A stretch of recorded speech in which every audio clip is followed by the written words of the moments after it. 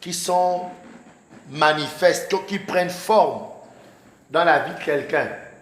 C'est ça l'église. L'église, c'est que quelqu'un pense comme Christ maintenant. Quelqu'un agit comme Christ maintenant. Quelqu'un voit ce monde comme Christ voit ce monde. C'est ça l'église. Donc, lorsqu'on dit qu'on est co-ouvrier avec le Seigneur dans le fait de bâtir l'église, il est question d'amener simplement les valeurs du royaume de Dieu dans le cœur des gens. C'est ça le challenge. C'est-à-dire, quand je regarde Rosia, l'objectif c'est que Rosia voie désormais la vie comme Dieu voit la vie. Que Rosia ait la conception du monde comme Jésus conçoit ce monde. Amen. C'est ça l'objectif. C'est ça la bâtir l'église. Donc l'église, c'est donc le corps de Jésus. C'est Jésus qui a pris forme en toi. Et nous devons comprendre que lorsqu'on parle donc d'église, il ne faut jamais penser d'abord au bâtiment. Le bâtiment a son importance. Le bâtiment nous aide à bâtir l'église. Mais le bâtiment n'est pas l'église. Le bâtiment est important parce que grâce au bâtiment, on peut bâtir l'église. C'est cette déclaration que Jésus va faire à Pierre. Quand il va dire que tu es Pierre et sur cette pierre je bâtirai mon église, ça n'a rien à voir avec le bâtiment. On est dans Matthieu 16, verset 17. Jésus, reprenant la parole, lui dit: tu es heureux, Simon, fils de Jonas, car ce ne sont pas la chair et le sang qui t'ont révélé cela, mais c'est mon Père qui est dans les cieux. Alléluia. Yes. Regardez ce verset-là, il est important. Il dit quoi? Ce n'est ni la chair, ni le sang qui t'ont révélé ces choses, mais mon Père qui est dans les cieux. Est-ce que tu sais que le fait d'être chrétien, ce n'est pas toi qui as voulu être chrétien, mais c'est Dieu, qui a touché ton cœur. Wow. Est-ce que tu sais qu'ici au Gabon, il y a des gens qui sont persuadés que cette affaire du christianisme, c'est du pipeau? Oui. Que cette affaire de Jésus, c'est de n'importe quoi. Et nous là, nous sommes des maboules parce que c'est de l'arnaque. C'est un système d'arnaque des pasteurs, cette affaire de Jésus. Est-ce que vous savez qu'au Gabon, il y a des gens qui sont persuadés de ça? Yeah. Yes. Mais comment toi, pourquoi toi tu as la conviction que Jésus c'est le Fils de Dieu et c'est Dieu? C'est pas simple. Dieu a touché ton cœur.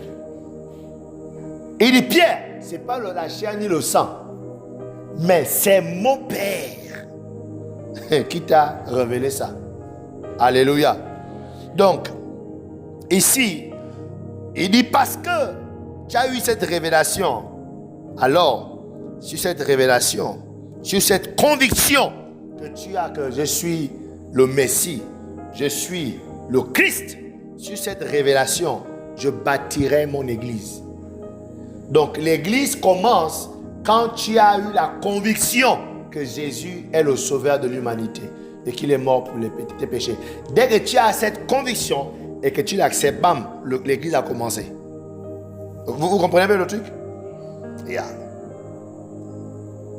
Donc, le premier soubassement, c'est le fait de recevoir Jésus comme Seigneur et Sauveur.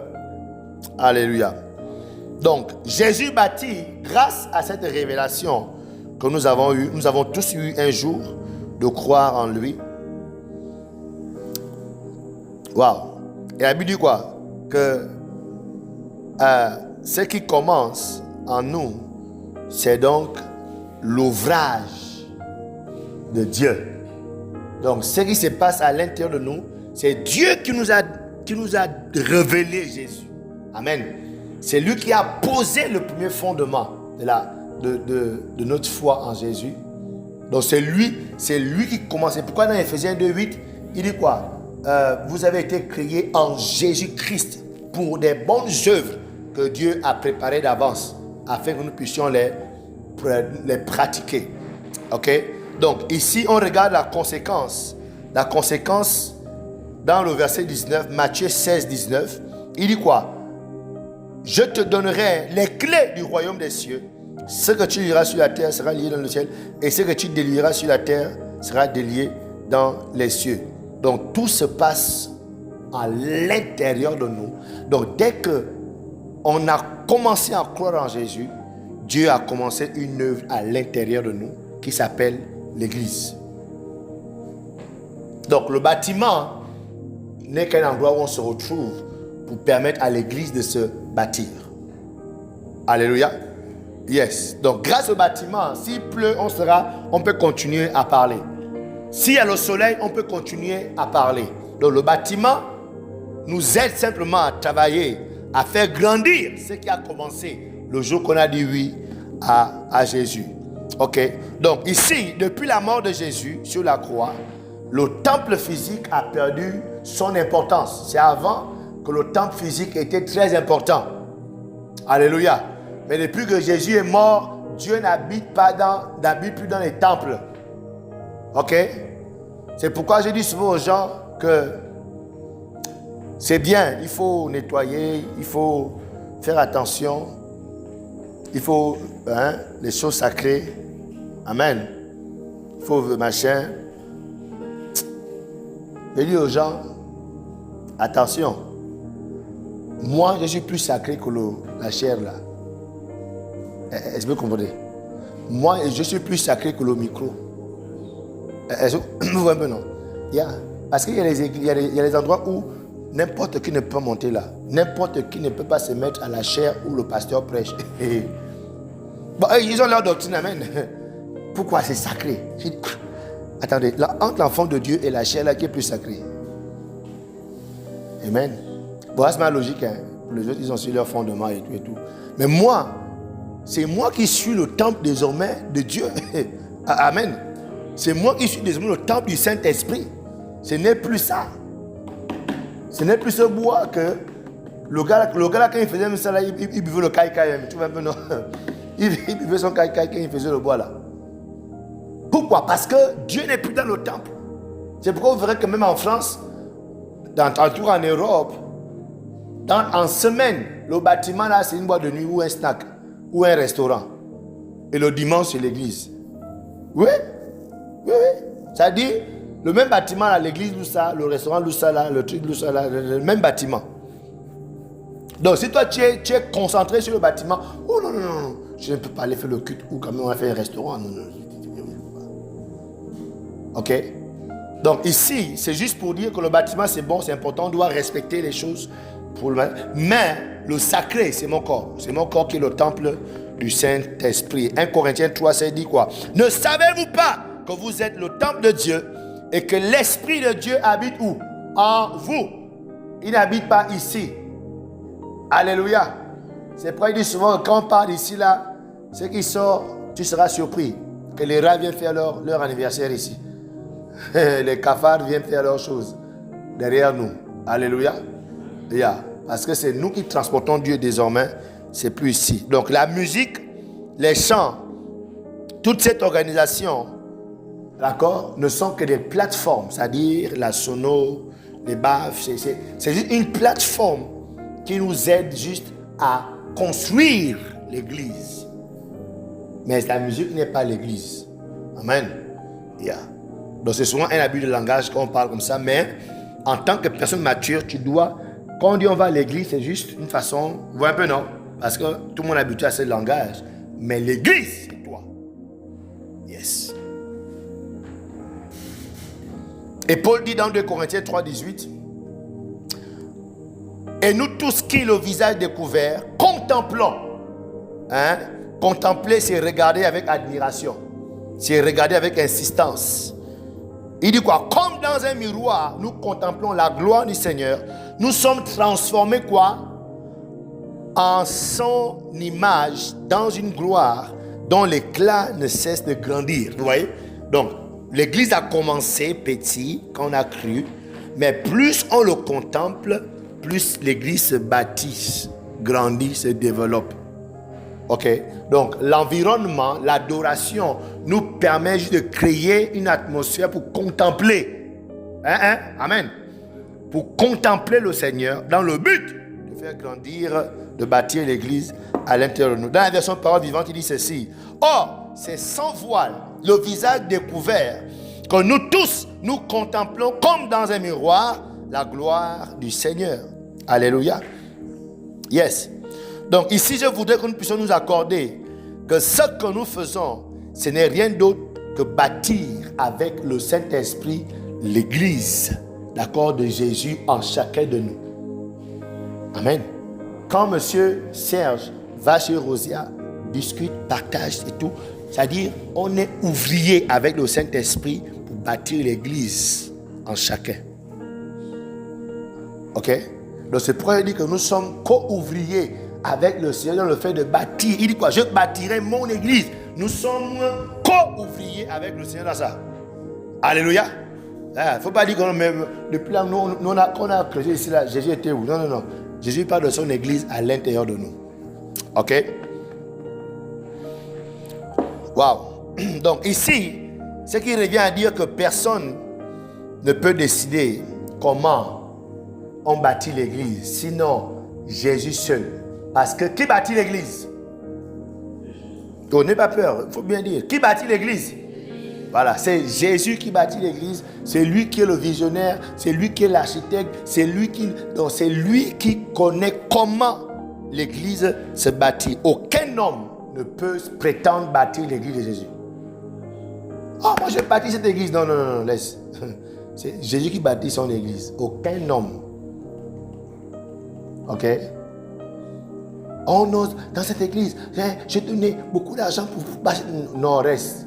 Laisse. 1 milliard ne peut pas bâtir l'église de Jésus. Elles sont ensemble. L'argent ne bâtit pas l'église de Jésus. Jésus seul bâtit son église. Amen. Yes.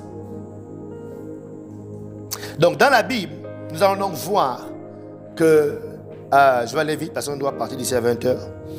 Nous allons voir que le premier lieu physique qui a abrité la présence de Dieu, qui connaît c'est où? C'est le tabernacle. Amen. Lorsque le peuple d'Israël est sorti de l'Égypte après 430 ans d'esclavage, Dieu a décidé d'habiter au milieu de son peuple. Ok? Et dans Exode 26, verset 30, il va dire, Moïse, tu construiras le tabernacle d'après, c'est très important. Tu le construiras d'après le modèle qui t'a été monté sur la montagne. Donc, autrement dit, n'invente rien, n'ajoute rien, fais comme on t'a montré. Parce que Moïse était un grand architecte. Il ne faut pas aller faire des trucs de pyramide d'Égypte. Non, non, non, non, non. J'ai dit, fais comme ça t'a été montré sur la montagne. Alléluia. Donc ici, je voudrais dire que le système des cellules, c'est le modèle pour bâtir l'église de Jésus. C'est là où je vais en venir. Alléluia. Nous sommes en train de bâtir l'église. On ne peut pas bâtir l'église selon nos inspirations, selon nos pensées. Les cellules de maison, c'est un modèle pour bâtir l'église de Jésus. Alléluia. Yes, c'est un modèle. Et lorsqu'on parcourt les Écritures, depuis l'Ancien Testament, nous avons bien vu comment le Saint-Esprit a inspiré ce modèle pour bâtir son église. Donc aujourd'hui, je voudrais encore nous interpeller sur le sérieux que nous devons donner aux cellules de maison. Parce que c'est un modèle, c'est le modèle que Dieu a toujours donné pour former son église, pour bâtir son église. Alléluia. Yes. Donc ici, la première raison, ou bien la raison biblique qui démontre que le système des cellules est un modèle de Dieu, nous connaissons bien l'histoire de Moïse. Alléluia. Donc quand Moïse sort, on est dans Exode 18, quand Moïse sort de l'Égypte, Je pense qu'on va nous s'arrêter là à cause du temps. Moïse, quand il sort de l'Égypte, alléluia. On peut se mettre debout un peu. Quand Moïse sort de l'Égypte, Moïse, selon les théologiens, il sort avec 3000 personnes. 3 millions de personnes. L'autre parle de 2 millions. Amen. Donc, il est le pasteur de 2 millions de gens de tout le Gabon, quoi. Ah, mais c'est fort, hein. Et il trimballe cette masse de personnes-là dans un désert pendant des mois. Ok?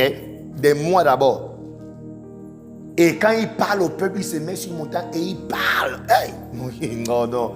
Il avait le courage, il avait la force, hein. Et il faisait les entretiens, les visites de 2 millions. Le gars était puissant, hein. Nous là, juste 4 membres, tu es fatigué. Oh, il y a le soleil. Tu ne peux pas visiter 4 membres, tu as le soleil, tu es fatigué. 2 millions ou 3 millions de personnes. Ça dit, il traitait cas par cas. Jusqu'à ce que le Saint-Esprit va passer par Jéthro. Amen. Qui était son beau-père. Qui dit, Moïse, qu'est-ce que tu fais? Depuis je te vois là assis au milieu là-bas sous le soleil. Oh non, je fais l'œuvre de Dieu. Tu vois, tu sais, l'œuvre de Dieu, il faut s'occuper du peuple de Dieu. Il dit, oh, mais Moïse, tu vas mourir. C'est pas comme ça que Dieu bâtit son œuvre. Amen. Donc, Moïse, voilà ce que tu vas faire. Tu vas prendre ces 3 millions de personnes-là. Tu vas les diviser par petits groupes. Les groupes de 50 000, groupes de 10 000, groupes de 1000, groupes de 50, groupes de 10. Divise-les et dans chaque groupe, mets un responsable. Comme ça, toi, tu auras la réunion avec les responsables. Amen. Dieu va mettre en ces responsables ton esprit et eux, ils vont aller dans le peuple pour faire l'œuvre. C'est ça le système de cellules.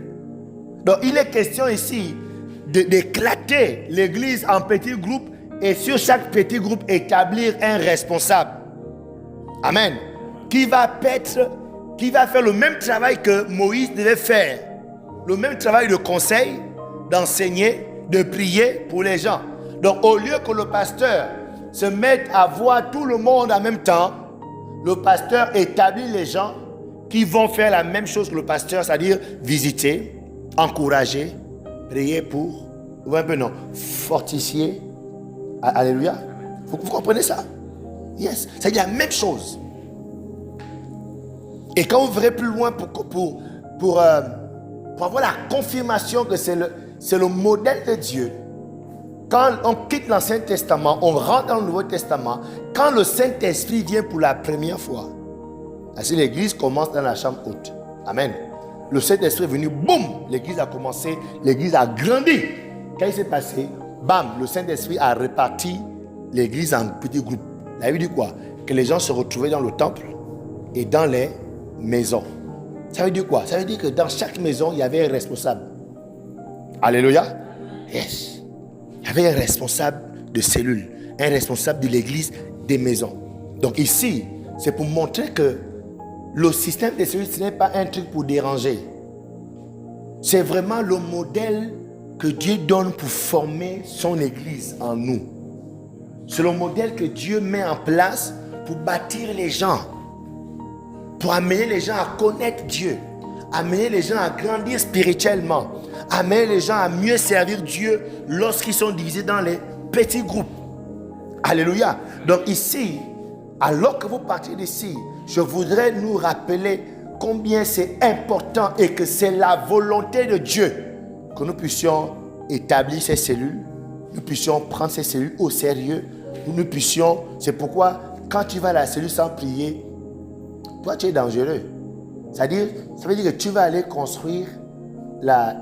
faire la cellule selon le modèle du village de tes grands-parents. Parce que quand Dieu dit à Moïse, fais comme je te montrais à la montagne. Il ne faut pas faire comme tu as vu en Égypte. Amen. Parce que Moïse pouvait s'asseoir, c'était un grand architecte, et commencer à réfléchir à un programme. Amen. Yeah, c'est pourquoi dans Zacharie, il va dire non, ce n'est ni par force. Parce que Zorobabel était un politicien. Il ne faut pas faire toute la politique ici, hein, monsieur Zorobabel. Ce n'est ni par la force, ni par l'intelligence, mais Alléluia. Donc je termine par là en disant que, les amis, s'il vous plaît, pardon, c'est la volonté de Dieu que les cellules soient établies. C'est la volonté de Dieu que dans les cellules, il y ait des prières. C'est la volonté de Dieu que dans les cellules, il y ait le suivi des âmes. C'est la volonté de Dieu que dans les cellules, on soit une église. Amen. Une communion des saints, rassemblement des saints, partageant ensemble la parole, priant les uns pour les autres, se soutenant mutuellement. C'est la volonté de Dieu. C'est le modèle du Saint-Esprit pour bâtir son église. Alléluia.